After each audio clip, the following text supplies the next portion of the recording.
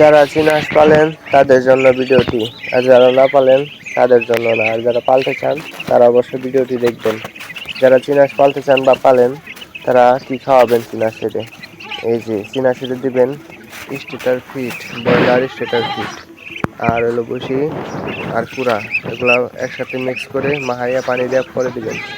আর stature fit খাওয়াবেন প্রথম অবস্থায় বাচ্চার বয়স যে সময় 1 থেকে 30 দিন, এই সময় শুধু স্টেটার ফিট হালকা ভিজিয়ে দিবেন। তারপর 30 দিনের উপরে হওয়ার পরে এই আমার মতো করে কুড়া, বসি আর ফিট দিয়ে একসাথে বাঁধিয়ে দিবেন। তাহলে চীনা হাঁস দ্বিগুণ বাড়ে, দ্রুত বৃদ্ধি করে। তো এইরকমভাবে দিলে কোনো সমস্যা হবে না। তো পরবর্তীকালে ভ্যাকসিনের কথা বলে দেব। যদি আপনারা আরও ভিডিও দেখতে চান তাহলে কমেন্টে জানাবেন, চ্যানেলটি সাবস্ক্রাইব করেন। ধন্যবাদ।